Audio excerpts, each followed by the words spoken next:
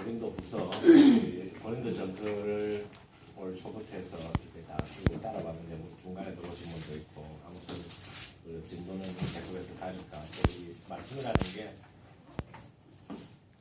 목이 되는 부분들이 있고 또 이것들이 왔다 갔다 하면서 우리가 찾아보고 하니까 또 계속해서 공부해 나가다가 보면 고린도 전서 내용이 다시 또 이해가 될 수도 있습니다. 이 고린도 후서를 우리가 이제 공부를 하기 전에 고린도 전서는 우리가 봤었잖아요. 바울이 2차 전도회 때 개척했던 그 교회인데 그 교회 내에서 좀 문제들이 있어서 사람들이 소식도 전해오고 어떤 그 내용에 대해서는 이런 건 어떻게 했으면 좋겠느냐가 편지로 물어온 내용에 대해서 바울이 답을 해주는 형식으로 이렇게 쭉 적혀 있었던 거죠. 그러니까 고린도 전서는 이 규격이나 이런 내용들이 우리가 이해하기가 좀 좋습니다. 공부하기에. 왜냐하면 단원들이 나눠진 것 같아요. 각종 주들이 페리데라 해가지고 제가 말씀드린 뭐뭐에 관하여 말하자면 하면서 그죠? 딱딱딱딱 나눠져 있으니까 그걸 나눠가지고 딱딱 이해를 하면 참 좋아요. 물론 내용이 좀 어려운 부분들은 있었어요. 그죠? 그러나 그게 딱딱 나눠지고 무엇에 대해서 바울이 지금 얘기를 하고 있다 하는 것을 우리가 이해를 해가지고 쭉 항목별로 공부를 해오고 끝에 이제 결론적으로 우리가 나중에 이제 마지막 때에 하나님 볼 때에 우리가 어떻게 바뀌는가 하는 그 부활의 문제를 갖다가 다루면서 공부에서 끝났는데 그러면 우리가 이제 일상 그 배경을 한번 생각해 보자고요. 바울은 지금 에베소에 앉아 있으면서 고린도에서 있었던 소식을 듣고 거기에 대한 문제를 이렇게 답변을 쭉 해줬잖아요. 지금 같으면 뭐 비행기 타고 뭐 쏙 날아가가지고 뭘 해주고 이렇게 고쳐줄 수 있지만 옛날 교통도 불편하고 다니기도 어려우니까 잘 못 갔을까 봐. 편지도 보내면은 누가 들고 가야 되니까 택배로 가는 것도 아니고 그러니까 오래 며칠씩 걸려가지고 갔다는 거예요. 그러니까 소식 전하기가 굉장히 어려운 거예요. 그러니까 그러던 중에 이제 바울이 에베소에서 마치고 이제 고린도를 다시 가려고 하던 중에 이제 이 고린도 후서를 쓰게 됩니다. 그래서 고린도 후서를 쓰게 된 배경이 있는데 이 우리 정건사님은 뭐 학교에서 공부를 하셨기 때문에 어느 정도 이 내용을 아시는지 모르겠는데 고린도 후서라는 것을 가지고 이 학자들 사이에서는 어마어마하게 이 컨트로버시한 책으로 봅니다. 그래서 이 우리가 이제 조금 있으면 제가 설명을 드릴 텐데 다 이해는 하실 필요는 없어요. 어느 정도만 이해를 하시면 되고 바울이 편지를 고린도 전서 후서 말고 편지를 훨씬 쓴 게 많아요. 우리가 고린도 전서 공부하다 보면 지난번에 그 쓴 편지에서 내가 말하듯이 하는 말이 있었잖아요. 근데 그 편지는 우리가 없어요. 제가 전에 없단 말이에요. 근데 고린도 후서에 보면 그런 편지들이 더 많이 나와요.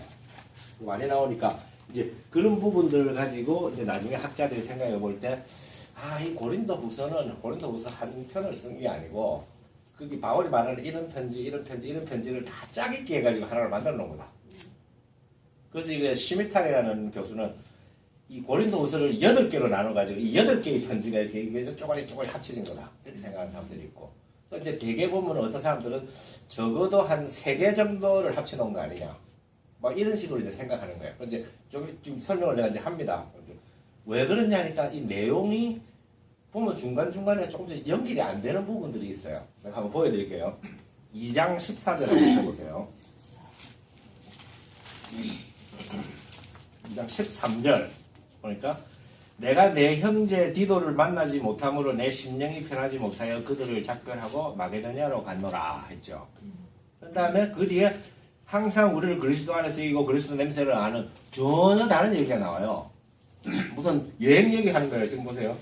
심령이 편하지 못하여 그들을 작별하고 마게도냐로 갔노라. 그런 다음에 7장 6절 한번 펴보세요. 7장 5절 2장 펴셨으면 2장 13절을 내가 읽고 7장 5절 읽어보겠습니다. 내가 내 형제 디도를 만나지 못함으로 내 심령이 편하지 못하여 그들을 작별하고 마게도냐로 갔노라. 한 다음에 7장 6절 그러나 낙심한 자들을 위로하시는 하나님이 디도가 옴으로 우리를 위로하셨으니 그가 온 것뿐 아니요 오직 그가 너에게 받은 뒤를. 지금 마게도냐로 갔다가 마게도냐에서 디도 만난 얘기가 7장 5절에서부터 나와요. 무슨 말씀인지 이해가 됩니까? 그러니까 바울이 지금 2장에서 그리스도의 복음을 위해서 내가 드로아에 이르러서 문을 거기서 전도를 할 시간이 있었는데 내가 마음이 급하고 너희들이 일이 어떻게 되는지 걱정이 돼서 마게도냐를 거쳐서 이렇게 가는데 그 마게도냐에 갔는데 거기에서 내가 디도를 만난 거예요. 그래서 디도를 만나가지고 디도가 지금 그 고린도 교회 얘기를 전해주는 얘기를 듣고 아 일이 잘 풀렸구나 얘기를 듣고 내가 기분이 너무너무 좋았다 이 말입니다. 무슨 말씀인지 알겠죠? 그러니까 이 중간에 있는 얘기는 전혀 다른 얘기가 그 얘기 사이에 팍 끼어 있는 거예요. 그러니까 이걸 갖다가 이제 사람들 학자들이 이 부분은 어떤 다른 얘기를 다른 편지가 다른 데서 나온 쪼가리를 끼워 넣은 거다.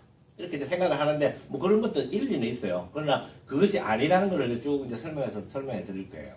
그래서 뭐냐니까 오늘 내가 이제 그렇게 뭐 많은 사람들이 이걸 갖다가 쪼가리를 연결한 편지다 그렇게 생각을 하는데 실질적으로 꼭 그렇게 안 보셔도 됩니다. 그래서 우리는 그렇게까지 볼 필요가 없고 그러면 왜 편지가 그런 모양으로 이렇게 되어 있느냐?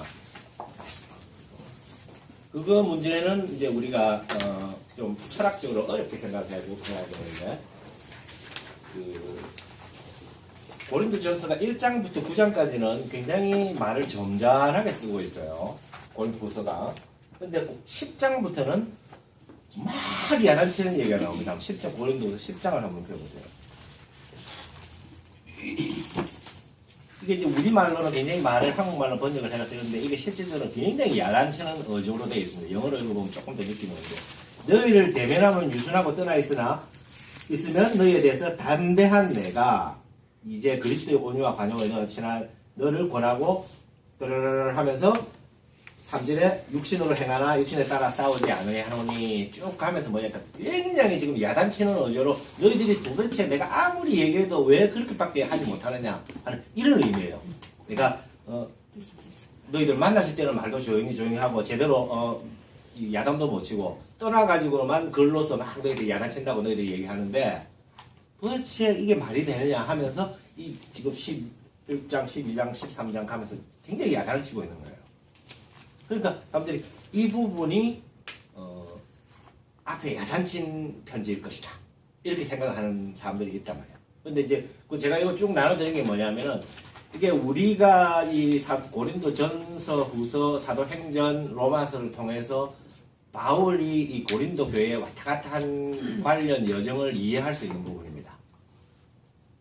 그러니까 보세요. 한번 이제 쭉 이거 잠깐만 보면서 넘어가겠습니다.